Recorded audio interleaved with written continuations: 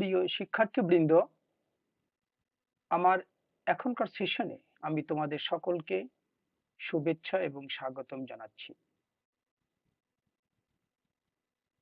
এই সেশনে আমি আলোচনা করার চেষ্টা করব ম্যানুফ্যাকচারিং প্রসেস, যার বিষয় কোড 27055, এই বিষয়ের ইউনিট 4 অর্থাৎ অধ্যায় 4-এর 4.7 এবং 4.8 এই দুটো টপিকস নিয়ে, যেখানে আলোচনা করতে বলা হয়েছে, জানতে বলা হয়েছে list the products of hot working process এবং list the machines and accessories in hot working processes এই বিষয় সম্পর্কে।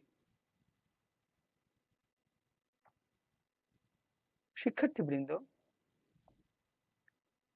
আমরা তাহলে প্রথমেই একটু দেখার চেষ্টা করি হট ওয়ার্কিং প্রসেসের মাধ্যমে আমরা কি কি প্রোডাক্ট পেতে পারি, তার একটি বৃহৎ আঙ্গিকের মোটা দাগের আমরা তালিকা করার চেষ্টা করি বা জানার চেষ্টা করি। এই বিষয়টি জানতে গেলেই প্রথমে একটু খেয়াল করে নিতে হবে হট ওয়ার্কিং প্রসেস কোনভাবে সম্পাদিত হয়। আমরা সংজ্ঞায় পড়েছি, তার প্রক্রিয়ার মধ্যে জানি, সেটা হচ্ছে একটি নির্দিষ্ট টেম্পারেচারের উপরে, যেটাকে বলা হবে ওই পদার্থের জন্য রিক্রিস্টালাইজেশন টেম্পারেচার, তার উপরে কোনো একটি নির্দিষ্ট তাপমাত্রায় রেখে যদি মেটাল পদার্থ এর উপরে নানাবিধ প্রসেস প্রয়োগ করে সেই পদার্থকে ব্যবহার উপযোগী, চাহিদা উপযোগী করা যায়, তখনই সেটি হয়ে যাবে হট ওয়ার্কিং প্রসেস, যেটা নিশ্চিতভাবেই উচ্চ তাপমাত্রা রেখে করা হয়। সেই আঙ্গিকে আমরা প্রসেস বেসড অর্থাৎ কোন প্রক্রিয়ার মাধ্যমে কোন ধরনের পদার্থ বা প্রোডাক্ট তৈরি করা হয় সেই আঙ্গিকে তালিকায় যদি করার কথা বলি, চিন্তা করি, তাহলে আমরা এভাবে বলতে পারবো বা ভাবতে পারবো। রেলওয়ের ক্ষেত্রে রেলওয়ের ইনফ্রাস্ট্রাকচারের জন্য খুবই প্রয়োজনীয় যে রেল ট্রাকস, সেটি হট ওয়ার্কিং প্রসেসের মাধ্যমে পাওয়া যায়। ম্যানুফ্যাকচারিং এর ক্ষেত্রে প্রচুর পরিমাণে বোল্টস, নাটস এবং বিভিন্ন রকমের ফেস্টনার্স, বন্ধনী তৈরি করা হয়, ব্যবহৃত হয়, সেগুলো হট রোলড ওয়্যার প্রসেসের মাধ্যমে আমরা পেতে পারি। একেবারেই জোড়াবিহীন যে পাইপ বা টিউব গুলো অয়েল এবং গ্যাস ইন্ডাস্ট্রিতে ব্যবহৃত হয়, সেগুলো আমরা সিমলেস পাইপস এবং টিউবস তৈরি করার প্রক্রিয়ার মধ্য দিয়ে পেতে পারি। বিভিন্ন কাঠামো বা স্ট্রাকচার কম্পোনেন্ট হিসেবে, বিশেষ করে ম্যানুফ্যাকচারিং এবং কনস্ট্রাকশনের ক্ষেত্রে যে প্লেট গুলো ব্যবহার করা হয়, শীট গুলো ব্যবহার করা হয়, সেগুলো আমরা হট রোল প্রসেস আমরা পেতে পারি।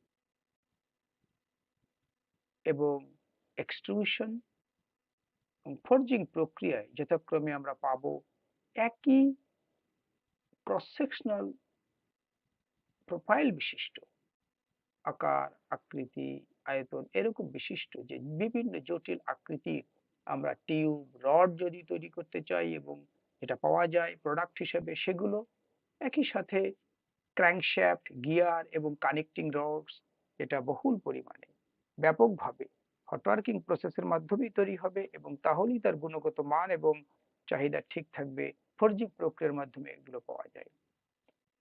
এই যে প্রোডাক্ট সমূহের নাম আমি এতক্ষণ ধরে বলার চেষ্টা করলাম, যেটা একাধারে প্রসেস বেসড, এই আঙ্গিকে আমরা কিন্তু এদেরকে তালিকা তৈরি করতে পারি। যেহেতু এগুলো উচ্চ তাপমাত্রায় প্রক্রিয়া সম্পাদনের মাধ্যমে পাইতে পারি, তার জন্য কিন্তু এর এই দ্রব্য সমূহের মেকানিক্যাল প্রপার্টিজ এবং ইউনিফর্মিটি অফ গ্রেন স্ট্রাকচার সেগুলো সত্যিই খুব উম, ভালো থাকে, ভালো হয়। এই বিষয়টি মাথায় আমাদের রাখা উচিত। প্রিয় শিক্ষার্থী, আমরা এখন একটু দেখার চেষ্টা করব বা জানার চেষ্টা করব হট ওয়ার্কিং প্রসেস কোন কোন ধরনের মেশিন এবং কোন কোন ধরনের অ্যাক্সেসরিজ ব্যবহৃত হয়।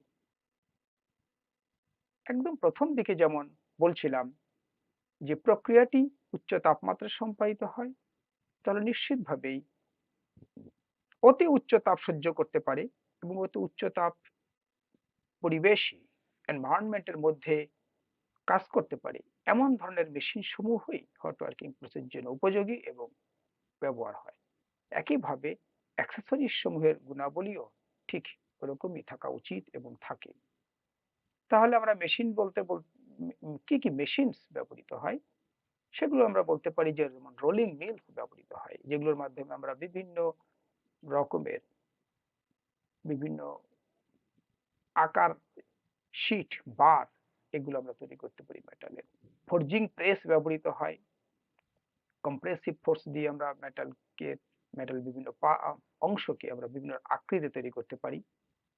এক্সট্রুশন প্রেস ব্যবহার করা হয়, যে প্রেস গুলোর মধ্য দিয়ে আমরা উচ্চ তাপমাত্রার মেটালকে ঠেলে নিয়ে একটা নির্দিষ্ট আকারের ডায়ের মধ্য দিয়ে যদি আমরা নিয়ে যাই, তাহলে সেটি একটি নির্ধারিত ক্রস সেকশনাল প্রোফাইল নিয়ে দীর্ঘ অবজেক্ট বা প্রোডাক্ট তৈরি করা সম্ভব এই প্রক্রিয়া এক্সট্রুশন প্রেসেস।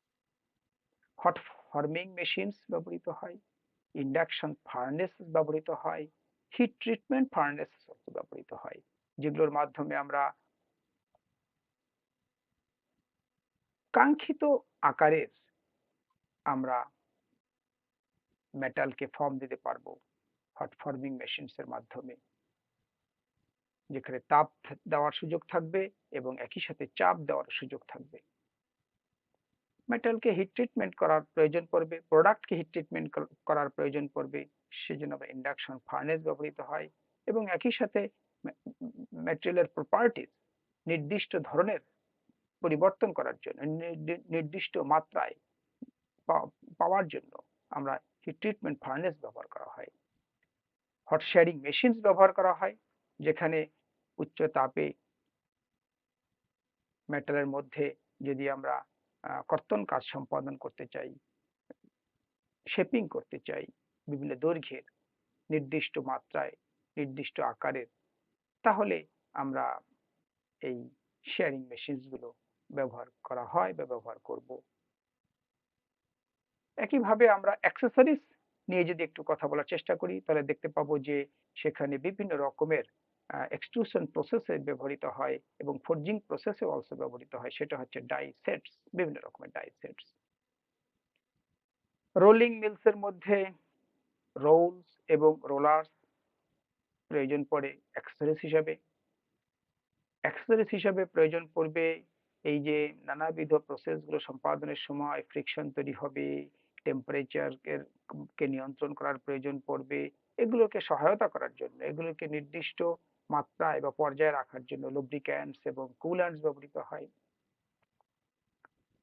তারপরে টেম্পারেচারকে নির্দিষ্ট মাত্রায় রাখার জন্য, ওয়ার্কিং টেম্পারেচারকে ধরে রাখার জন্য টেম্পারেচার সেন্সরস এবং কন্ট্রোল সিস্টেম ব্যবহৃত হয়। মেটালকে যেহেতু খুব উচ্চ তাপে কাজ করা হয়, তাদেরকে হ্যান্ডলিং করার জন্য ঠিক ওরকম তাপ এবং সহ্য করতে পারে এরকম পরিবেশে ব্যবহার উপযোগী এরকম ইকুইপমেন্ট ব্যবহার করা হয়। সেখানে আমরা বলতে পারি নানাবিধ রকমের টংস, ক্লাম্পস, কনভেয়ার সিস্টেম, এগুলো আমরা ব্যবহার করি অ্যাক্সেসরিজ হিসেবে।